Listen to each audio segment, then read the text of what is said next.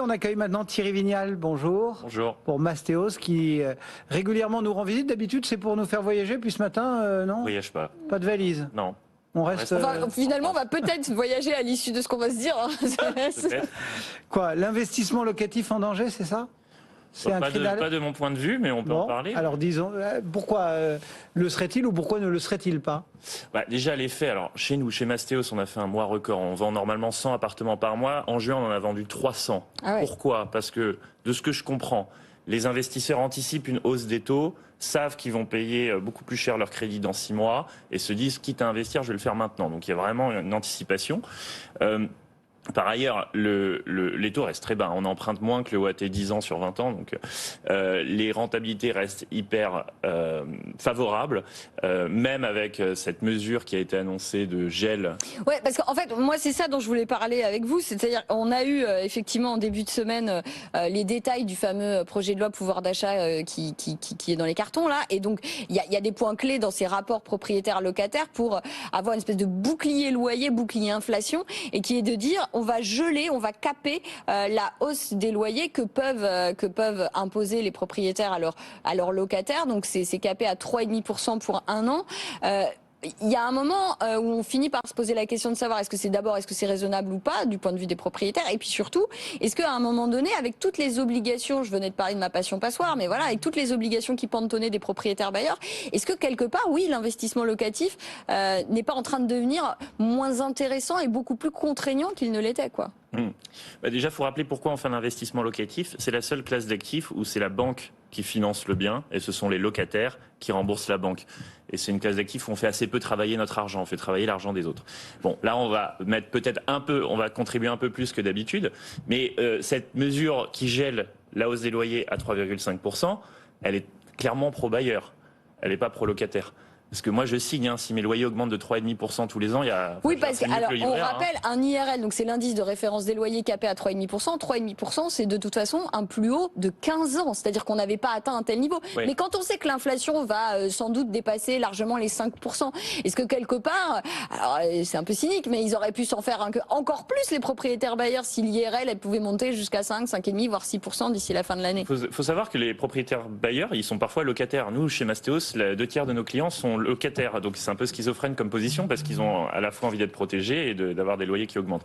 Mais donc moi je pense que c'est un juste milieu, on a 3,5, on coupe la poire en deux, ça protège quand même de l'inflation, parce que c'est des loyers qui en soi protègent de l'inflation, c'est un cash flow qui est généré par un actif, et ces loyers augmente en même temps, alors que la dette qui a servi l'actif, elle se fait grignoter par l'inflation. Donc c'est une situation idéale. On emprunte à taux réel négatif, on emprunte à 1,7 quand l'inflation est à 7, ou 3,5 si elle est capée. Mais dans tous les cas, c'est en faveur de l'investisseur. Et c'est très bien, 3,5. Le livret A, il est en dessous de 2. Je veux dire, c'est une situation où la renta ne fait qu'augmenter. Surtout que des gens parlent de baisse des prix. Pourquoi pas, mais si j'ai des prix qui baissent et des loyers qui augmentent de 3,5, ma renta, elle augmente. Donc ça crée vraiment une force de rappel sur le marché du locatif. Et nous, ce qu'on constate sur le terrain, c'est que les investisseurs restent très excités. La situation, la loi des passoires thermiques, elle crée un océan d'opportunités à l'achat pour négocier, pour aller chercher des arbitrages.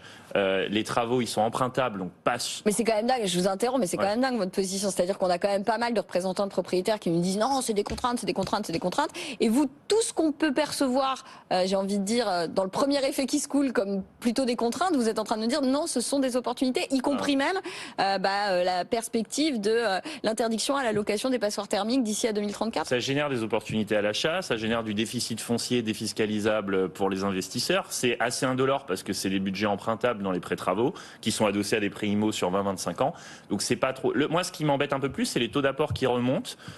Ça prive de l'accès au locatif une grande partie de la population.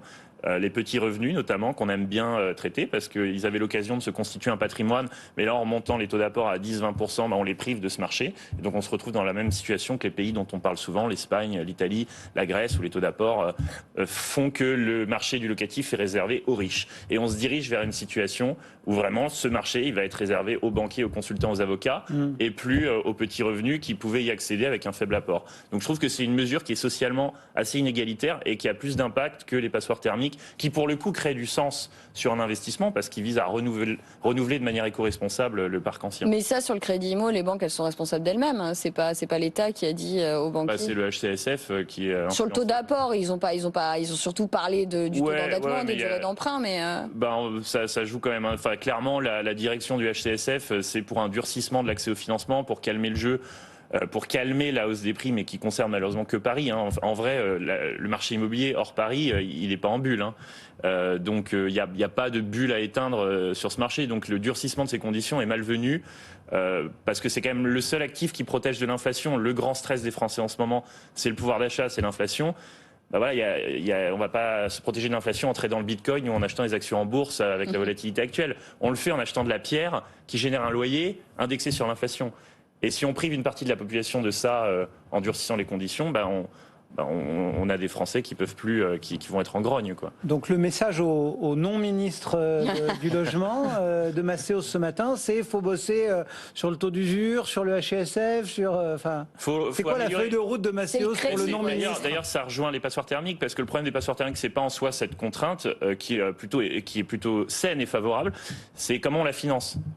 Ça coûte cher. Hein. Une rénovation énergétique, c'est entre 35 et 50 000 euros en moyenne, en tout cas sur nos chantiers. Une rénovation globale, ouais, c'est ça. Ouais, c'est 500 euros du mètre carré, quoi. Les aides, ça va couvrir 15-20% du budget et le reste. Alors après, il y a plein d'aides. Alors c'est pour ça que je recommandais d'aller sur le site de Hiro parce qu'effectivement, il y a plein d'aides dont on ignorait même l'existence. C'est-à-dire tout le monde parle de MaPrimeRénov', mais vous avez aussi les certificats d'économie d'énergie, vous avez aussi des aides locales par les collectivités elles-mêmes. Donc c'est vrai que c'est très compliqué de s'y retrouver. Mais même en les regroupant, ça fait pas. Il faut vraiment travailler sur l'empruntabilité. Pouvoir financer sur une longue période ces travaux. Ce que peuvent faire ceux qui adossent cette rénovation énergétique à un prêt immobilier, mais ceux qui sont en plein milieu d'un projet, ils n'ont pas d'autre choix qu'aller chez Cofidis.